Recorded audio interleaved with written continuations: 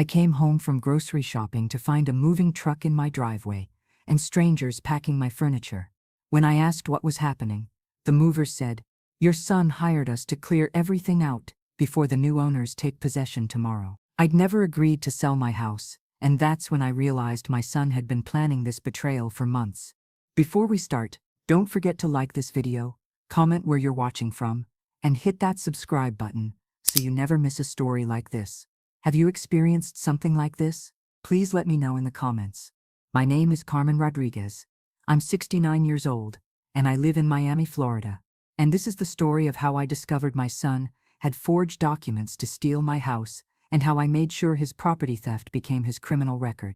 It was a sweltering Tuesday afternoon in August when I pulled into my driveway on Coral Way and saw the massive moving truck blocking my usual parking spot.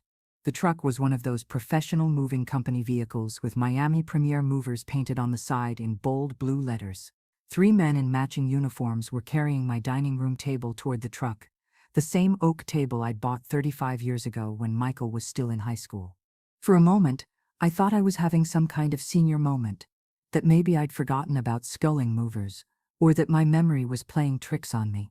But as I sat in my car watching these strangers handle my grandmother's china cabinet like it was their job, I knew something was terribly wrong. I'd lived in this house for 42 years, raised my son here, buried my husband from this front porch, and I'd never made any decision to move or sell or give up the home that held every important memory of my adult life. "Excuse me," I called out as I approached the lead mover, a sweaty man in his 40s who was directing his crew with hand signals. "I think there's been some mistake. This is my house, and I didn't hire anyone to move my things." He looked at me with the kind of patient expression people use when they think they're dealing with a confused elderly woman. "Ma'am, your son Michael hired us yesterday. He showed us the paperwork and everything, said you were moving to one of those nice retirement communities and the new owners take possession tomorrow morning." My blood turned to ice water in the Miami heat. Michael was my only child, the boy I'd raised alone after his father died in a construction accident when Michael was 16. I'd worked 2 jobs to put him through college, refinanced this house twice to help him start his real estate business, and trusted him with everything because he was all the family I had left. But I'd never discussed moving to any retirement community, and I certainly hadn't agreed to sell the house that represented my entire life's stability. "Where is my son now?" I asked, trying to keep my voice steady, while my hands shook with a combination of heat, shock, and the growing realization that something much worse than a simple misunderstanding was happening here. "He said he'd be back around 4 to supervise the final load," the mover replied, checking his watch. "Should be here any minute. Maybe you two got your wires crossed about the timing." But I knew we hadn't gotten our wires crossed about anything, because I'd never had any conversation with Michael about selling this house or moving anywhere. The last time we'd talked, 3 days ago, he'd asked his usual questions about my health, my finances, and whether I was keeping up with the house maintenance. Questions I'd thought showed his concern for my well-being, but now realized might have been something much more calculating. 20 minutes later, Michael's silver BMW pulled into the driveway behind the moving truck, and I watched my son step out wearing his expensive real estate agent suit and that confident smile he'd perfected for closing deals. But when he saw me standing on the front porch with my arms crossed and my grocery bags at my feet, his expression shifted from confidence to something that looked like panic mixed with guilty calculation. "Mom, what are you doing here?" he said, walking toward me with his hands slightly raised, like he was approaching a dangerous animal. "I thought you were spending the day at Rosa's house, looking at retirement brochures." Rosa was my best friend since childhood, and it was true that we'd planned to spend the afternoon together. But I'd never mentioned anything about retirement brochures, and the fact that Michael seemed to know my schedule so precisely while orchestrating the theft of my house made my suspicions crystallize into certainty. "I came home early because I forgot my reading glasses," I said, studying his face for any sign of the boy I'd raised to be honest and trustworthy. Imagine my surprise when I found strangers packing up my furniture for a move I never authorized to sell a house I never agreed to put on the market. Michael's face went through several expressions in quick succession: surprise, guilt, calculation, and finally a kind of patronizing concern that made my skin crawl. "Mom, we talked about this last week. You were having one of your confused spells, but you definitely agreed that the house was getting too much for you to handle alone." The casual way he dismissed my memory, his willingness to gaslight me about my own mental state, made me realize this wasn't a recent decision born of desperation.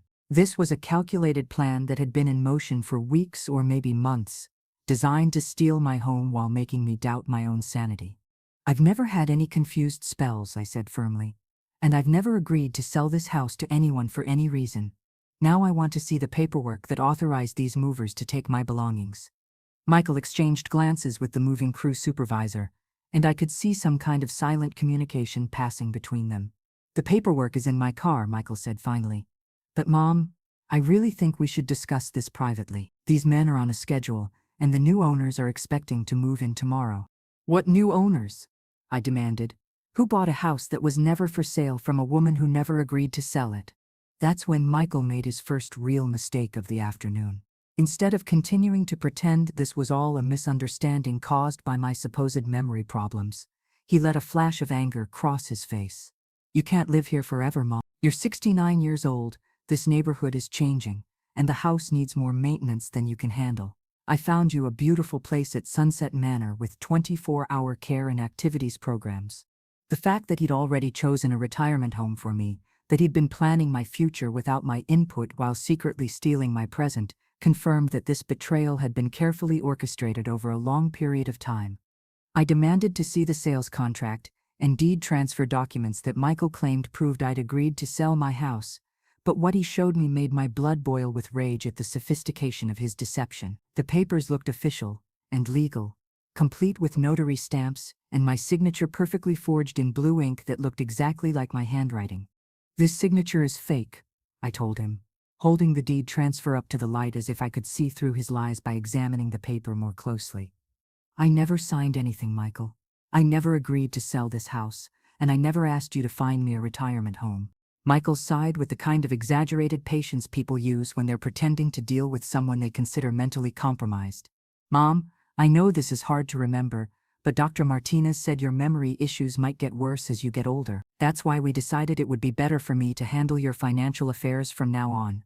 Dr. Martinez was my physician, a kind man I'd been seeing for 8 years, and I knew he'd never diagnosed me with memory issues because I didn't have any. But Michael's casual mention of involving my doctor in this narrative suggested that he'd been building a case for my incompetency for longer than I'd realized, possibly using medical consultations I didn't even know were related to his scheme. When did I sign these papers? I asked, studying the date on the deed transfer. According to this, I transferred ownership of my house to you 6 weeks ago, on July 15th. What was I supposed to be doing that day? Michael consulted his phone like he was checking his calendar. But I could tell he was buying time to construct a plausible lie. That was the day you had your dizzy spell at the grocery store, remember? I had to pick you up and drive you home, and you were feeling so overwhelmed about maintaining the house that you asked me to handle everything. I did remember feeling dizzy at the grocery store 6 weeks ago, but it was because I'd skipped lunch and the Miami heat had gotten to me, not because of any age-related health decline. And I certainly remembered every conversation I'd had with Michael that day, none of which involved signing over my house or asking him to manage my financial affairs. Show me the power of attorney document that gives you the right to sell my property, I said, because I knew that transferring real estate required either my direct consent or legal authority that I'd never granted to anyone. Michael pulled out another set of papers, these ones supposedly giving him broad power of attorney over my finances and property decisions. The signature on these documents was also perfectly forged, and the notarization date was the same day as my grocery store dizzy spell, suggesting he'd planned this entire scheme around one minor health incident that he could use to justify his theft. But as I examined the power of attorney document more closely, I noticed something that made me smile for the first time since discovering the moving truck in my driveway. The notary public who'd supposedly witnessed my signature was listed as Maria Santos, Commission 45892, but I knew Maria Santos personally. She was my neighbor's daughter who worked at a bank downtown, and I was certain she'd never notarized any documents for me. I'm calling Maria Santos right now to verify this notarization, I told Michael, pulling out my cell phone with hands that were no longer shaking from shock but steady with determination. Michael's face went completely pale, and I could see him calculating whether to continue his deception or cut his losses and run.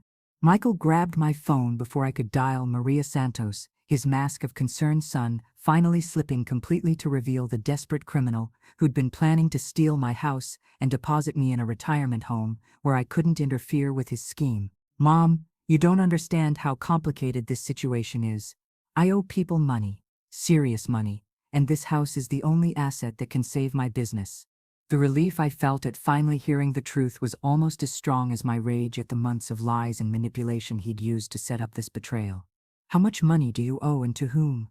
I asked, because I needed to understand the full scope of what my son had become. 200,000 to investors who backed my real estate developments, another 150 to the IRS for back taxes, and about 75,000 to private lenders who charge the kind of interest that breaks legs if you don't pay on time. Michael said. The total was staggering, $425,000, in debts that explained why he'd been willing to steal his own mother's home rather than face the consequences of his business failures. But what made me angrier than the money was his assumption that my life, my security, my right to live in my own home were acceptable sacrifices for his financial problems. So your solution was to forge my signature, steal my house, and warehouse me in a retirement home, so you could pay off your debts with money from the sale of my property, I said, wanting to hear him acknowledge the full scope of his betrayal. The house is worth $890,000, Michael said, looking at the ground instead of meeting my eyes. After paying off your mortgage and the sale costs, there'd be about $700,000 left. I figured I could pay my debts, you'd be taken care of at Sunset Manor, and everyone would be better off in the long run. His casual discussion of liquidating my life to solve his problems, his assumption that I'd be better off losing my home and independence so he could avoid the consequences of his business failures, made me realize that the son I'd raised had been replaced by someone I didn't recognize and certainly didn't trust. Stop the movers, I told him. Right now, tell them to put everything back exactly where they found it, because nothing is leaving this house today or any other day until I decide what's going to happen next.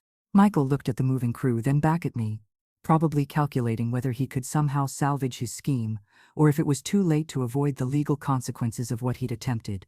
Mom, if I don't pay these debts, people are going to get hurt. I might go to jail or worse. Then you should have thought of that before you decided to steal from your mother, I said, surprised by how calm my voice sounded despite the fury burning in my chest. Tell the movers to stop. Now. After I convinced the moving crew to halt their work and return my furniture to the house, I called my lawyer, Patricia Morales, who'd handled my legal affairs since my husband died 15 years ago. Patricia arrived within an hour, took one look at the forged documents Michael had used to steal my property, and immediately began making phone calls to law enforcement and the state attorney's office. Carmen, your son has committed multiple felonies, Patricia told me after reviewing the fake power of attorney and deed transfer, document forgery, real estate fraud, elder abuse, identity theft. We're looking at charges that could result in decades in prison. Michael sat on my living room couch, his expensive suit wrinkled and his confident demeanor completely shattered, while Patricia explained the legal ramifications of his actions to both of us. He'd not only forged my signature on legal documents, but had also created fake notarization stamps, bribed or blackmailed someone to pose as a notary public, and established a complex web of lies involving my doctor and other professionals to support his narrative about my declining mental capacity. The most serious charge will be the attempted theft of a primary residence from an elderly person, Patricia continued. Florida takes elder abuse very seriously, especially when it involves stealing someone's home. Even if this were Michael's first offense, which I doubt it is, we're talking about a minimum of 10 years in state prison. Michael finally found his voice, though it came out as more of a whisper than the confident tone I was used to hearing from him. Mom, please don't let them press charges. I'll find another way to pay my debts. I'll sell my car, my office, everything I own. Just don't send me to prison. But I was done being manipulated by his promises and pleas, done being the understanding mother who enabled his irresponsible behavior, done sacrificing my security for someone who saw me as nothing more than a financial resource to be exploited when convenient. You made your choice when you decided to steal my house, I told him. Now you get to live with the consequences of that choice, just like I would have had to live with the consequences if your plan had worked. Patricia filed the criminal complaints that afternoon, and by evening, Michael had been arrested at his real estate office in front of his employees and clients. The local news picked up the story within days, describing it as one of the most sophisticated elder abuse schemes Miami police had ever investigated. The fake notary turned out to be a woman Michael had been dating who worked at a document preparation service and had access to official stamps and seals. The investigation also revealed that my case wasn't isolated. Michael had been researching similar schemes online, studying how other people had successfully stolen property from elderly relatives, and had even consulted with a lawyer about the legal requirements for having someone declared incompetent. He'd been planning this for over a year, systematically building a case for my mental decline while positioning himself as the devoted son who was reluctantly taking over my financial affairs. But perhaps the most shocking discovery was that Michael had already spent $150,000 of the anticipated proceeds from selling my house, taking out loans against what he expected to receive, and using my forged signature as collateral for debts that would have destroyed my credit rating and financial security even if his theft had been successful. The trial took place 8 months later, and Michael pled guilty to all charges rather than risk the longer sentence that would have resulted from forcing me to testify against him in open court. The judge, a stern woman in her 60s who specialized in elder abuse cases, was not sympathetic to Michael's claims that desperation had driven him to crime. "Mr. Rodriguez, you systematically planned to steal your mother's home over a period of more than a year," Judge Martinez said during sentencing. "You forged legal documents, created false medical narratives about her mental capacity, and enlisted accomplices to help you commit these crimes. This was not a crime of desperation. This was premeditated elder abuse designed to enrich yourself at the expense of the woman who raised and supported you." Michael received 15 years in state prison, with no possibility of parole for the first 7 years. He was also ordered to pay full restitution for the legal costs I'd incurred defending my property rights, plus damages for the emotional distress his actions had caused. The woman who'd posed as a notary public received 5 years and lost her job, her professional licenses, and any chance of working in document preparation again. As Michael was led away in handcuffs, he turned to look at me one final time, and I saw something in his expression that might have been regret, or might have been anger at being caught. I'll never know which, because that was the last time I saw him, and I've never visited him in prison or responded to the letters he sends asking for forgiveness and financial support. The real estate company that had listed my house without my knowledge faced regulatory sanctions and had to pay significant fines for failing to verify ownership documents. The retirement home where Michael had planned to warehouse me issued a public apology and implemented new procedures to prevent families from placing elderly relatives in their facility without proper legal documentation and the residents' explicit consent. But the most satisfying outcome was that my house, the home I'd lived in for 42 years, and that Michael had tried to steal, remained completely under my control. I hired a security company to install new locks, cameras, and an alarm system that would prevent anyone from entering my property without my knowledge. I also updated all my legal documents to ensure that no one could ever again claim power of attorney over my affairs without multiple witnesses and independent verification. 2 years after Michael's conviction, I was sitting on my front porch on Coral Way, watching the neighborhood children play in the street and feeling grateful for the independence and security that my son had tried to steal from me. The house was quieter now, without Michael's occasional visits and phone calls, but it was also safer, more peaceful, and entirely under my control. I'd received dozens of letters from other elderly people who'd read about my case in the news and wanted to share their own stories of adult children who'd attempted similar property theft schemes. Many of them had been successful victims, losing their homes and their independence to family members who saw them as obstacles to be removed rather than people to be protected and respected. My story had also caught the attention of elder rights advocates who asked me to speak at seminars about property fraud prevention and the warning signs that indicate when family members might be planning financial abuse. I discovered that Michael's scheme, while sophisticated, followed a pattern that was becoming increasingly common as housing values rose and adult children accumulated debts they couldn't pay through legitimate means. The Florida legislature even passed new requirements for property transfers involving elderly owners, mandating cooling-off periods, independent legal representation, and medical evaluations to prevent the kind of fraud Michael had attempted. Several other states adopted similar protections after learning about the details of my case and how close he'd come to successfully stealing my home. But perhaps the most important change was personal rather than legal. I discovered that I was stronger, more observant, and more capable of protecting myself than I'd ever imagined. The experience of fighting off Michael's theft had taught me to trust my own judgment, to question people whose actions didn't match their words, and to never assume that family relationships provided immunity from greed and betrayal. I also learned that my community was full of people who were willing to help when they understood what was happening. Maria Santos, the real notary whose name Michael had used fraudulently, became a close friend who helped me understand the legal system and navigate the complex process of undoing all the damage Michael had done to my financial records. My doctor, Dr. Martinez, was horrified to learn that Michael had been misrepresenting their conversations and using my normal health concerns to build a false narrative about cognitive decline.